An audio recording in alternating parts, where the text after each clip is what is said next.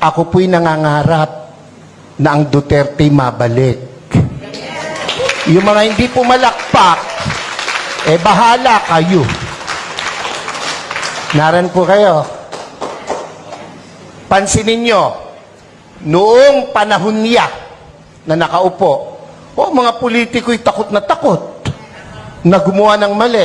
Pati pulis, pati sundalo, takot. Aba, biglang, anong nangyari? Ngayon ang mga kurakot mga nakaupo. Naran po kayo? Ako, tayo hindi pinanganak kahapon. Alam natin yan. Bakit ang isang obispo ay sumusuporta sa ganito? Aba, hindi masamang mangarap ng pag-unlad ng pagkakaisa sa bansa natin. Kung hindi tayo magsasalita at kikilos, kung hindi tayo magpapakita ng puwersa, ng lakas, sino ang gagawa nito? No, kung palakpak lang, hindi mo magawa, lalo na sa rally, hindi mo kaya. Yung makasigaw ng Amen! Oy, iyan yung matatapang. Dapat, ito ang tandaan nyo, ang buhay natin, minsan lang. Pakisabi mo sa katabi mo, mamamatay ka rin. Sabihin mo, malapit na.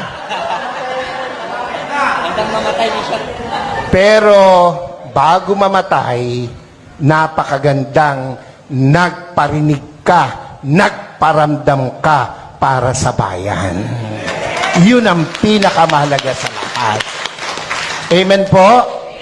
Ako po hindi takot, makulong, mabugbog, basta't iparamdam mo yung gusto mong iparamdam. Mga Bulakenyos, mga kasama kong taga-Caloocan, Zambales, Pampanga, aba, hindi masama na suportahan natin itong rallying to. Yung iba na pe-pressure ng kung sino, natural lang yon. Ang nami-pressure sa kanila, siguro nasa taas. Dahil kung nasa baba, hindi nila papansinin. Pero, aba tayong malaya, huwag tayong pa-pressure kahit kanino. Minsan lang ang buhay natin. Dapat iparinig natin, iparamdam natin ang ating saloobin. We are not against the government. Never! I never will. Lalo po ako. Nakapula nga ako Naran ba kayo? Pero, kailangan nilang makita, kanilang dapat marinig, ang dapat makita at marinig. Gera? Handa ba ang Pilipinas sa gera?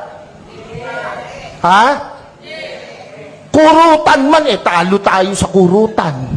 Ilan ang bilyon ang Chino, ilan tayo? Panuntukan, talo tayo. Huwag nilang gawing issue yan. At hindi mangyayaring magkagera. Pilipino pa, subukan nila rito, talo sila. Kung ang laban lang ay chismis, panalo ang Pilipino. No. Ewan ko ba sa Pilipinas walang chismosa? Wala mamatay na sana, Lord, yung mga nagsisinungali. Huwag nilang gamitin yon na panakot, divert. Yung binanggit ni kapatid tungkol sa ayuda, wala akong question dun Ang question ko ron ay, nakakarating ba sa tamang tao yung ayuda? Ako hindi pa nakakaranas ng ayuda. Ewan ko itong mga kasama ko sa harapan. Nakatanggap na ba kayo? Ayuda. Kayo ba'y nakatanggap na? Kaya kayo magrarally, hindi pa kayo nakakatikim. Ako po'y nagbibiro lang, pero iyon po'y katotohanan. Kung napupunta sa tama. Binibigay natin sa 4-piece. Yang dole, yung mga tupad na nagwawalis at nagdadamo. 1 oras lang ang naipapile, 8 hours. So walang problema ang gobyerno, yung nagpapatupad. Naran po kayo. Yung 4-piece, hanapin mo mga nanay, isinasanla yung card. Nangagsusugal. Hindi ako against dyan, pero dapat tama ang binibigyan. Naran po kayo? Oo. Pag dumaan sa politiko, dole. Ang magwawalis, mayayaman pa sa amin.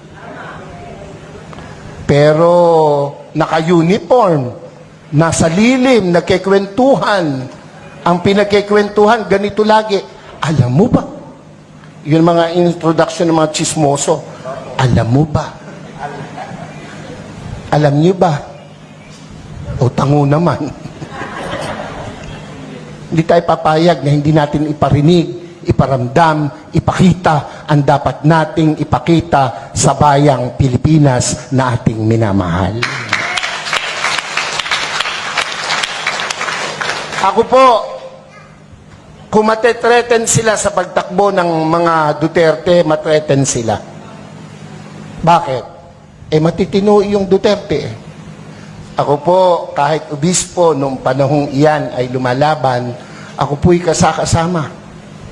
Ako po'y nangitim. Ako'y inalukan na maupo sa kabinet. Hindi ko tinanggap. Ang gusto ko'y makita siyang namamahala. Kung anong ginawa niya sa Davao, gawin niya sa Pilipinas. At ginawa niya sa Pilipinas.